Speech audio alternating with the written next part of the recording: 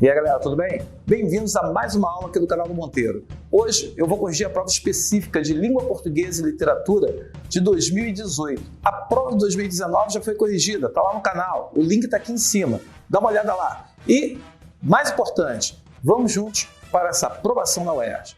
Vem comigo!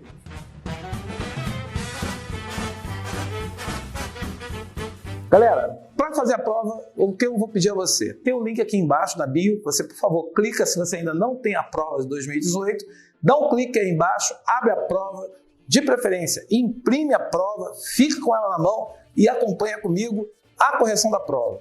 Como é que vai ser? Você com a prova na mão, eu vou falar dos textos e eu só vou ficar comentando e corrigindo as questões, te dando orientação, o que você precisava fazer, o que você precisava prestar atenção para resolver a questão. Eu não vou ler o texto com vocês, o texto eu deixo com vocês. O que eu vou fazer é basicamente resolver as questões, até para o vídeo não ficar muito longo, cansativo, então para ficar bem objetivo, bem direto. Então, antes de qualquer coisa, clica aqui embaixo, se inscreve no canal, dá aquele like e, claro, indica o seu amigo para que ele acompanhe aqui o canal, que é o canal da UERJ. Beleza? Então vamos lá, pega a prova aí na bio, clica, abre e você vai descobrir que o primeiro texto é o texto de Morte e Vida Severina, Alto de Natal Pernambucano, João Cabral de Melo Neto, 1945, terceira geração do modernismo.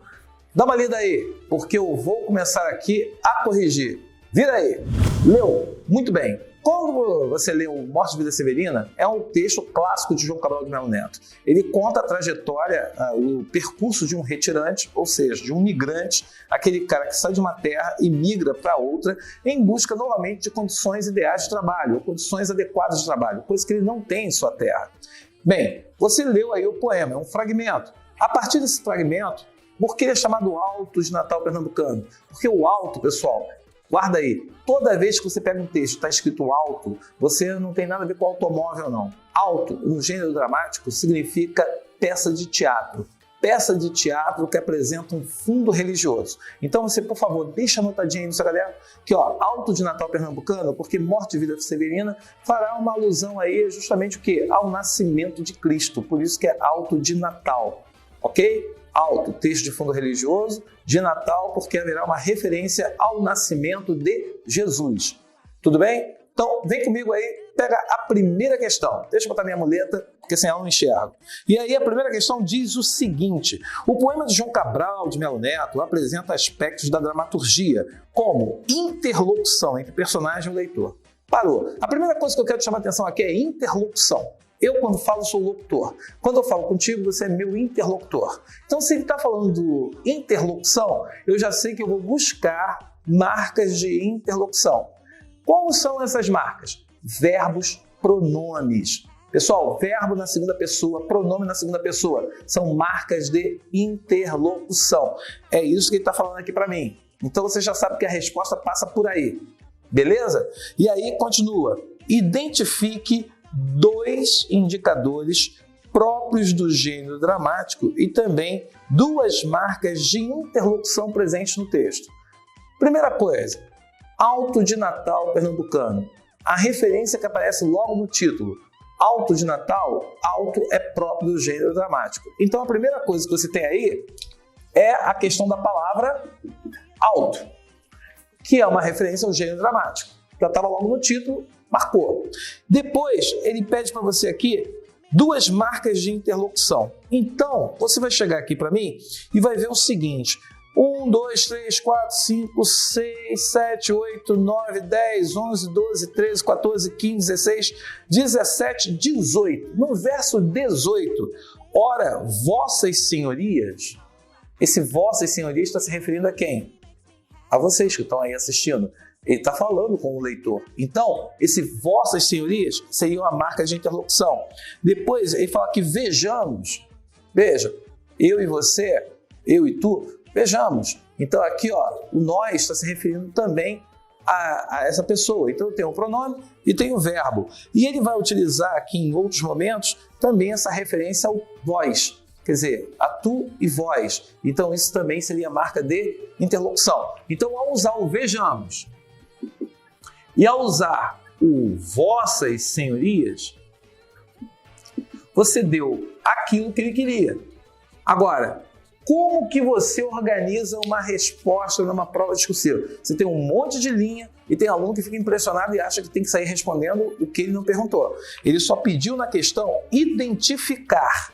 Ponto. Ele não pediu para explicar, não pediu para você chegar e relacionar, exemplificar, ele só pediu para você identificar. O verbo de comando é esse. Então você aqui vai pegar justamente o quê? Podemos identificar como marcas referentes ao gênero dramático. Veja bem, pode ser identificado como marcas do gênero dramático o uso da palavra auto e as marcas de interlocução seria vejamos, vossas senhorias. Fez isso? Acabou a questão. A questão é simples, desde que você soubesse o que era interlocução. Sabia isso? Acabou a questão. Então, vamos à segunda. Vira a página. Galera, segunda questão da prova. O que ele pedia na segunda questão? Vou aqui, daqui a pouco, ajeitar com vocês. A segunda questão pede para mim o seguinte.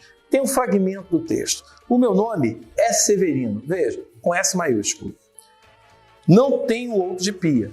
Você sabe o que quer dizer outro de pia? Eu não tenho outro de batismo. Ele usa outro de pia porque a pia é uma marca, é uma parte de um todo, é metonímia.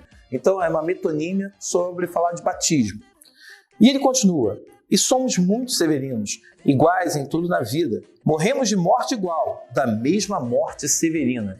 Veja, severino com S maiúsculo é substantivo próprio. Da mesma morte severina, você está me dizendo que eu estou caracterizando a morte. Morte severina. O que seria severino? Severino, na leitura do texto, você percebe que normalmente é identificado a miséria, pobreza extrema, falta de condições mínimas de subsistência. Veja, isso daí é o que Severina está fazendo. Então, olha a questão. No poema, o autor lança a mão de mudança de classes de palavras. Parou. O que é classe de palavras? Substantivo, adjetivo, verbo. Classe de palavras é isso. Função sintática é sujeito, predicado, objeto. Muito aluno confunde isso. Classe de palavras, substantivo, adjetivo. Se você não sabe isso, você já começa a ter problema com a questão. Então, continua. Como recurso expressivo da criação poética. Com base nisso, indique, olha o verbo de comando, indique, sublinha aí, vai logo a nota aí, não demora não fica me olhando não. Indique a classe gramatical das palavras sublinhadas na ordem que aparece. Severino, já falei, é substantivo próprio. Severina, adjetivo, porque está caracterizando. Então, nessa questão aí, número 2, você teria aí, no caso, a questão do substantivo próprio e Severina seria um adjetivo. Ele pediu na sequência, então, ó, tem que colocar na ordem. Então, as classes de Severino é substantivo próprio, Severina, adjetivo. Ponto. Identificou? Agora vamos aí. Você já ganhou 2 pontos só porque você botou isso. Eu não sei se eu te expliquei, mas cada questão vale 4 pontos. Quando você responde a questão e ganha o ponto completo, você ganha 4 pontos. Se você acerta um item, 2, 3, 4, veja bem, você pode acertar de 1 ponto a 4. Você tem aí, no caso, essa flexibilidade. Então, o importante é responder, não é deixar a questão em branco. Deixar a questão em branco quer dizer que você está com 4 pontos a menos. Tá bom? Seguindo, vamos agora à segunda parte, os outros 2 pontos. Em seguida, explique o sentido que o termo Severina assume na expressão morte severina, tendo em vista a representação que se faz do retirante. Pessoal, acabei de falar como estava explicando. Severina aqui indica o quê? A pobreza, a miséria. Aqui, os moradores, as pessoas que moram naquela região, ficam ali ateladas. Aqui ficam condenadas. Então, aqui Severina tem a caracterização de miséria, pobreza extrema, falta de recursos para a sobrevivência ou falta de condições adequadas para a vida. Fez isso? Acabou a questão. Beleza? Vira a página. Galera, virando a página, questão número 3. Na questão número 3, olha só. Veja o verbo aí. Vamos nem o verbo, né? As marcas coesivas de um texto nem sempre estão explícitas. Como assim? As marcas coesivas são as palavras usadas para fazer coesão textual. Pode ser verbo, pode ser conjunção, pode ser qualquer preposição. Um elemento coesivo. Nem sempre estão explícitas. O que é explícito é o que está à mostra, está escrito. Ok? Nem sempre estão explícitas em sua superfície, como se observa no seguinte trecho. Mas isso ainda diz pouco. Há muitos na freguesia. Veja bem, indique, olha o verbo aí, de novo, indique. Indique a relação semântica existente entre as duas orações contidas no trecho acima. Pessoal, qual é a dica? Quem está habituado a fazer provas da UERJ, quem já está treinando ali no casco, prova da UERJ, está ali afiado, o cara já sabe. Toda vez que você tiver uma questão que o cara coloca para você aqui como ele fez, diz pouco, aí ele colocou para você 2 pontos e depois ele continua a muitos, blá, blá, blá, blá, blá, blá. Camarada, o que esses 2 pontos estão fazendo aqui? Não é mudança de discurso. Veja, elemento coesivo. Ele está substituindo uma outra marca aqui. Isso diz pouco. Por quê? Pois toda questão que a UERJ coloca, falando para substituir 2 pontos, porque tem um elemento coesivo aí, normalmente esse aqui pode ser substituído por pois, porque, junto e sem acento. E aí, esse pois, porque tem ideia de explicação. E aí, meu irmão, volta para cá. Indique, então, a primeira coisa, indique a relação semântica existente entre as duas orações contidas no trecho acima. Explicação. Então, a relação semântica é de explicação. Ponto. Depois reescreva o trecho, substituindo os 2 pontos por um conectivo que explicite a relação de sentido. Você poderia botar pois e porquê. Acabou a questão. Achou fácil? Pô, que bom, porque a questão era só isso. Então, o que você tinha que fazer aqui? Obedecer aos 2 verbos de comando. Primeiro, você ia colocar o quê? Indicar a relação, explicação. E depois, na hora de reescrever, isso ainda diz pouco, vírgula, pois, porque há muitos severinos. Acabou a questão. Então, 4 pontos era quanto essa questão valia. Tudo bem? Então, vira a página e vamos para a questão número 4. Galera, questão número 4. Para fazer a questão número 4, veja só. Vivendo na mesma serra, magra e ossuda em que eu vivia. Olha só, vivendo na mesma serra, magra e ossuda em que eu vivia. Veja bem, em que eu vivia, nessa serra magra ossuda, veja que ele usa 2 palavras, 2 adjetivos aqui que são típicos para seres humanos, para seres vivos. E ele cria uma identificação desse ser vivo com a terra, que não é um ser vivo. Quando você dá características que seriam humanas para seres inanimados, você está fazendo o quê? Você tem uma coisa chamada prosopopeia, personificação. Tudo bem? Personificação, prosopopeia. E aí acontece o seguinte, na descrição da serra, observa-se o emprego de uma figura de linguagem. Olha aí, figura de linguagem que você tem na questão 4 seria a tal da prosopopeia. Sem acento, tá? Acento de e e oi em posição paroxítona morreu. Aluno específico não pode errar isso não, hein? Seguindo. Nomeie a figura, prosopopeia, indique ainda a relação estabelecida com a personagem do ambiente a partir do efeito produzido por essa descrição. Pessoal, o homem que vive naquele espaço em que a serra é magra ossuda, qual é a identificação que há? É que ele também é magro ossudo, porque ele passa miséria, ele passa fome. Então, ao descrever o ambiente, o personagem, há uma identificação de que o homem seria magro ossudo porque a terra é magra ossuda.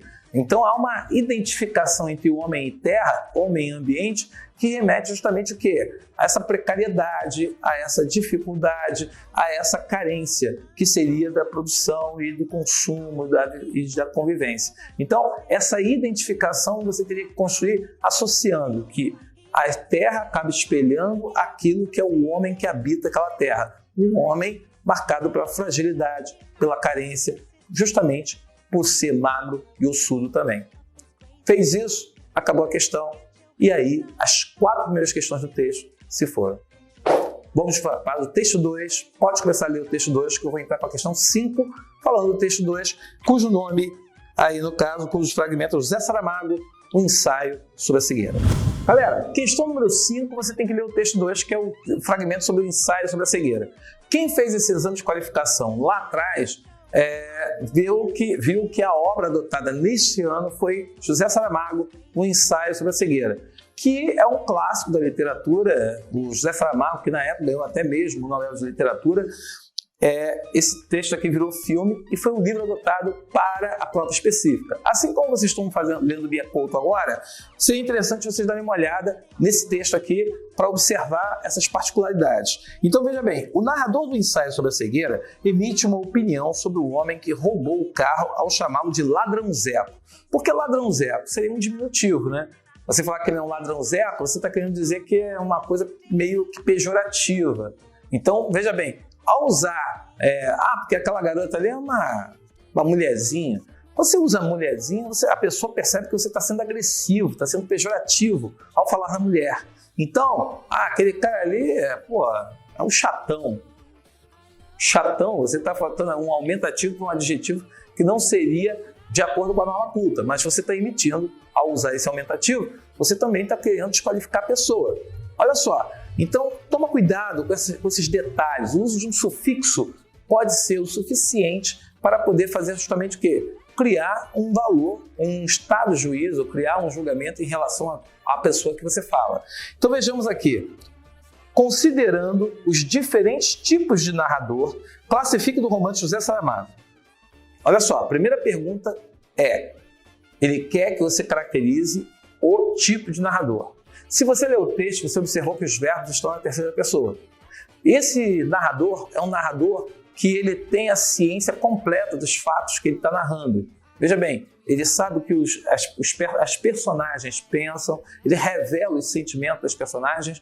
Esse narrador é o que a gente chama de narrador onisciente. E como ele é narrador onisciente, ele tem essa ciência completa, essa ciência total. Muita gente chama o narrador onisciente de Deus, né? Ele é um Deus. Por quê? Porque ele tem uma ciência completa daquilo que está narrando. Então, veja bem, ele pede para você ver aqui o tipo de narrador. Você acabou de responder, ganhou 2 pontos, só porque você botou o tipo de narrador presente no texto é o onisciente. Bom, acabou a história. Ganhou 2 pontos. Aí vem o seguinte agora. Qual é a segunda parte para valer os outros 2 pontos? Em seguida, indique o processo de formação de palavras de ladrãozeco. Pessoal, você tem ladrão, que é o radical. Aí você tem aqui o Z, mais eco. Veja, o elemento mórfico está sendo colocado após o radical. Se está sendo colocado após o radical, então isso aqui se chama sufixo. Se ele colocasse antes, seria prefixo. Se ele colocou depois, é sufixo. Então, o processo de formação de palavras que eu tenho aqui é uma derivação sufixal. Pronto, ganhou mais 1 ponto. Agora você tem 3 pontos aí. O que falta para você ganhar o 4º ponto? Vamos lá. E aponte o morfema responsável pela avaliação que se faz do ladrão. Pessoal, é o sufixo aqui, né? O eco. Acabou a questão. Você tinha que dizer qual é o tipo de narrador, identificar a derivação, que é a derivação sufixal, e achar o elemento mórfico. Acabou. Aí esse Z aí, mostrei, é uma consoante de ligação. Normalmente as consoantes de ligação são usadas quando eu tenho palavras atemáticas e eu quero botar um sufixo. Então eu recorro às chamadas consoantes de ligação. Beleza? Acabou a questão. Pessoal, essa questão 6 é uma questão mais trabalhosa. Enquanto a outra era mais rápida, a questão 5 a 6, eu acho até que era uma questão que você podia pular e deixar para fazer depois. Por quê? Olha só. Quanto a nós, permiti-nos pensar que o cego tivesse aceitado o segundo oferecimento, do afinal falso samaritano. Pessoal, o que é falso samaritano? Samaritano é aquele cara que age de bom coração, age sem nenhum interesse, ajuda ao próximo sem esperar nada de volta. Esse aí é o bom samaritano. Só que ele está dizendo que é um falso samaritano. Então o cara, ele na verdade não tinha bons sentimentos. Ele não estava agindo por um sentimento nobre. Então esse falso samaritano aí não é um samaritano falso, é um falso samaritano. Também tem isso. Passa por uma avaliação subjetiva. E aí, Na outra, ele bota uma segunda reescritura que ele bota aqui assim. Quanto a nós, permite-nos pensar que o cego tivesse aceitado, afinal, o segundo oferecimento do falso samaritano. Veja bem, ele pede o seguinte: explique a diferença de sentido entre os enunciados a partir da posição do advérbio. Pessoal, no primeiro caso, veja, botei aqui. No primeiro caso, o afinal é advérbio. Sim, ele é advérbio. E o advérbio está modificando quem? O adjetivo falso. Então, no primeiro caso, ele está aqui para modificar o falso samaritano. Na segunda frase, o afinal está modificando também advérbio. E ele está modificando quem aqui nessa história? A locução, o tempo composto verbal. Isso aqui é um tempo composto verbal. Então, ele está modificando aqui o tempo composto verbal. Então, na primeira frase, ele está modificando o adjetivo. Na segunda frase, ele está modificando o tempo composto. Pronto. Aí vem a segunda parte da questão. A segunda parte da questão ele diz o seguinte: justifique ainda a opção pela primeira construção, tendo em vista a sequência dos acontecimentos. Se você leu aqui, veja bem, o que acontece? Pela opção pela primeira, fica uma ideia de que inicialmente não havia a intenção do rapaz de cometer nenhum ato que fosse ruim ou um ato negativo. Isso aí só viria a acontecer o quê? Depois. A intenção de roubar o cego foi algo que só aconteceu posteriormente, mas inicialmente não havia essa intenção. Agora, quando você olha aqui, tivesse aceitado afinal, você vê aqui que ele já coloca para mim o quê? Você vai lendo o texto aqui, você pega ali no final, você vê, né? O personagem não aceitou a oferta, mas somente depois de muita insistência.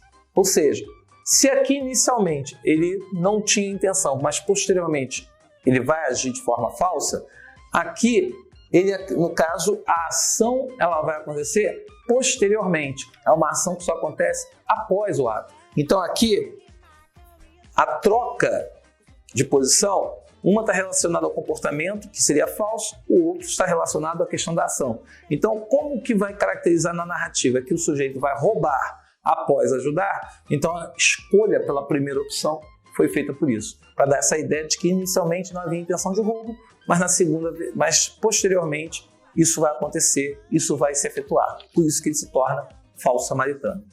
Por isso a questão deixaria por último, ok? Vamos seguir adiante. Na questão número 7, a pergunta é a seguinte: tanto para o poema Morte e Vida Severina, como no romance Ensaio sobre a Cegueira, por perspectivas diferentes, encontra-se uma crítica à sociedade, que torna os homens indistintos às situações de adversidade. Ou seja, em situações de fome, guerra, miséria, os homens são todos o quê? É uma coisa só, é uma massa apenas, não há individualidade. O que há são pessoas jogadas todas no mesmo ambiente. E aí ele pede o seguinte: indique o processo de nomeação dos personagens empregados em cada obra, responsável pelo efeito de tornar os homens indistintos entre si. No texto 1, nós temos todos os homens sendo chamados severinos. Todos são severinos. Quem é retirante é o severino. Então, não há como distinguir, porque todos são miseráveis, todos são retirantes, todos estão fugindo da morte. Então, lá ele usa severino para poder tornar todos iguais. Já na obra 2, se você leu com atenção, você vai observar lá que o que caracteriza é que não há nome. Ele justamente não usa nome algum. Eles são aí, no caso, tratados de forma indistintas, apenas pelo quê? Pelo nome de cego 1, cego 2, não há nada que particularize para poder torná-los únicos ou torná-los, no caso, próprios. Não há proprialização. Então, esses são os recursos utilizados. Agora, quando você chega na segunda pergunta, em seguida, transcreva no texto 1 dois exemplos de construções sintáticas. Olha só, 2 exemplos de construções sintáticas. Então, seriam estruturas frasais aí, né? Utilizadas pelo retirante para tentar identificar a si mesmo. Aí você volta lá no texto, vamos ver aqui no texto, ele começa dizendo o seguinte: deram então de me chamar Severino de Maria. Olha aí, tem uma estrutura sintática, tem o verbo, objeto, Deram então de me chamar Severino de Maria. Depois eles colocaram, fiquei sendo o do Maria do finado Zacarias. Depois ele ainda bota assim, o Severino da Maria do Zacarias lá na Serra da Costela. Todas as construções em que ele tenta se diferenciar, se particularizar em relação aos outros, ele sempre vai recorrer ao quê? Sempre acrescentar elementos na tentativa de fazer com que ele seja diferente dos outros. Então, era uma questão aí, basicamente, que você tinha que observar a estrutura do texto. O problema aí era entender o enunciado. Muita gente não entendeu o enunciado e aí gerou problema. Questão mole, podemos virar a página. Vamos à questão número 8, galera. A questão número 8 é longa, hein? A resposta tem que ser bem elaborada, porque olha só. As duas obras literárias em análise foram escritas por autores de países distintos, em momentos diferentes do século XX. Ambas, porém, apresentam o problema da escassez, embora esse problema tenha natureza diferente de cada obra. Vamos lá. Indique o tipo de escassez retratada em Morte e Vida Severina e uma consequência para os que dela sofrem. Qual a escassez que você tem lá? A terra é magra, ossuda pela falta de água. Então, a escassez da água faz com que as pessoas sofram justamente o quê? Com a falta de recursos, com a falta de água, que evita a produção, que evita, no caso, a sobrevivência das pessoas na Terra. Então, a escassez de água leva, qual é a consequência? Compromete a sobrevivência das pessoas. Beleza? 2 pontos, ganhou aí. Vamos aos outros 2 pontos. Indique também o tipo de escassez representado em ensaios sobre a cegueira. Pessoal, qual a escassez que você tem lá? É a escassez da visão, é a cegueira. As pessoas ficam cegas, elas vão perder a visão, elas vão perder esse sentido. Isso gera uma escassez. E aí ele continua. E o que ela simboliza no contexto do romance. Veja bem, a cegueira física impede que as pessoas façam o quê? Impede as pessoas de verem os problemas sociais, impede as pessoas de enxergar os problemas que estão ao seu redor. E isso faz com que as pessoas, de certa forma, se tornem o quê? Indiferentes aos problemas sociais. Então, no ensaio sobre a cegueira, a escassez é uma escassez física, que passa pela questão da cegueira, as pessoas ficam cegas, e as pessoas estando cegas, o que acontece? Elas acabam perdendo a capacidade de enxergar os problemas que estão ao seu redor. Essa era a questão, 4 pontinhos, vamos à outra questão. Meus amigos, questão número 9. Para fazer essa questão número 9, volta ao texto, lê aqui o texto para entender. Ele pede o seguinte, em ensaio sobre a cegueira, o autor testa os limites da expressão ao convencionar um novo sistema de pontuação. Uma dessas inovações diz respeito à apresentação do discurso direto. Pessoal, o que é discurso direto? Eu dou voz ao personagem, eu reproduzo, eu dou voz ao personagem, o personagem fala. Normalmente a gente faz o quê? Quando eu quero sair do discurso indireto para o direto, eu uso 2 pontos, boto travessão. Então, normalmente, travessão, aspas ou o uso da letra em itálico identificariam o discurso direto, que seria a voz da personagem. Mas ele está dizendo que ele inova. Aí que estava a pegadinha para você matar a questão. Uma dessas inovações diz respeito à representação do discurso direto, como você pode observar no diálogo representado do texto. Identifique 2 recursos empregados para representar o discurso direto. Se você for ao texto e voltar lá ao texto, você vai perceber que ele faz uso das vírgulas. Ele bota lá, a multidão a gritar uma só palavra, vejo. Diziam-nos como já tinham recuperado a vista, diziam-na os que de repente a recuperavam, vejo. Ele usa a vírgula para poder fazer a mudança do discurso indireto para direto. E outra coisa que você pode ter observado aqui, nessa que eu li, é o vejo com o V maiúsculo. Então ele usa a vírgula e a letra maiúscula para representar o discurso direto. Então, reconheceu o uso da vírgula e o uso de letras maiúsculas, pronto, matou a questão. Então, a primeira ponta aí, os primeiros 2 pontos está em reconhecer o uso da vírgula e da letra maiúscula. E aí, ele continua.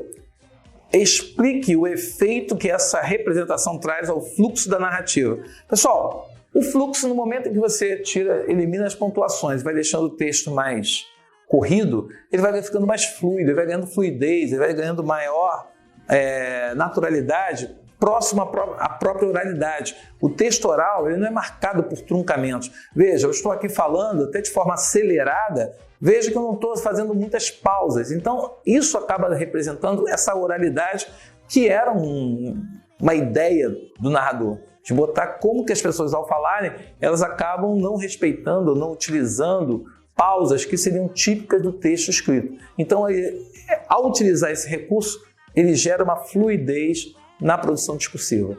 Essa era a resposta. A questão 9 era basicamente isso. Galera, questão número 10. A última questão da prova de 2018. Ela dizia o seguinte: se podes olhar, ver. Se podes ver, repara. Penso que não cegamos. Penso que estamos cegos. Cegos que veem. Cegos que, vendo, não veem. Os fragmentos acima sintetizam a temática do romance de José Saramago.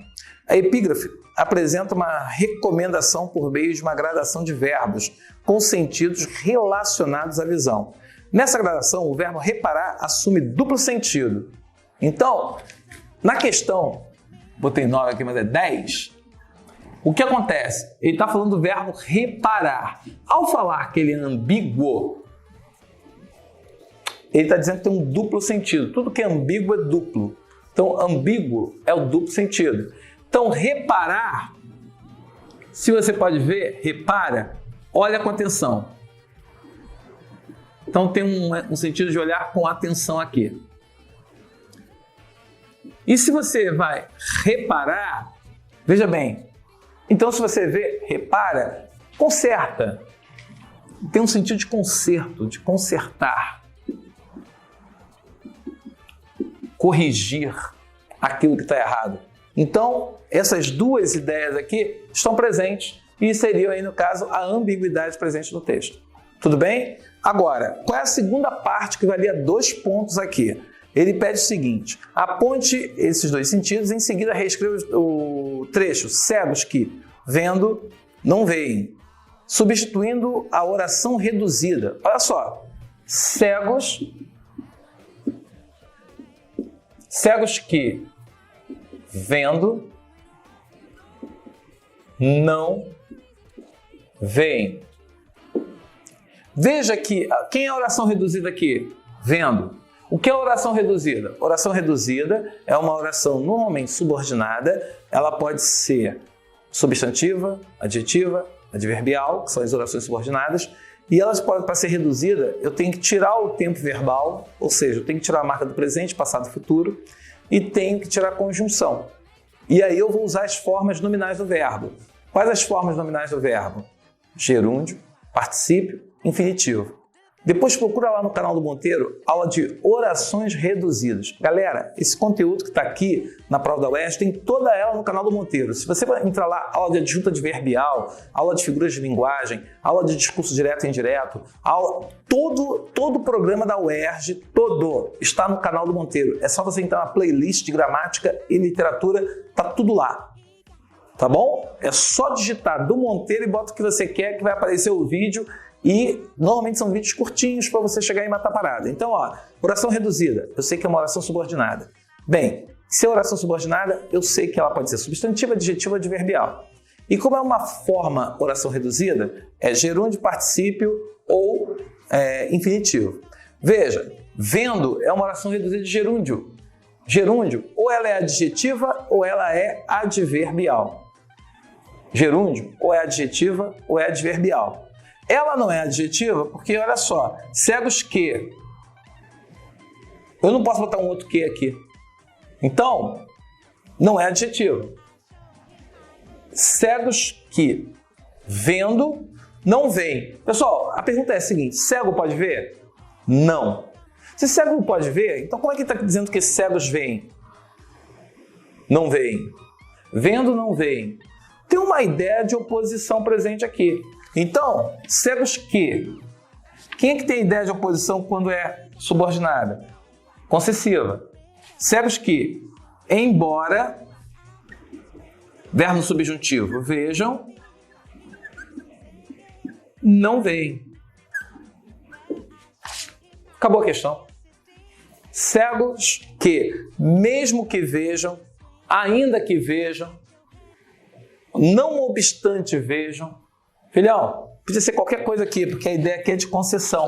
Eu não vou botar porque ele não pede para classificar, ele só pede para você reescrever. Eram os 2 pontos, acabou a questão. 4 pontos aí dados para você.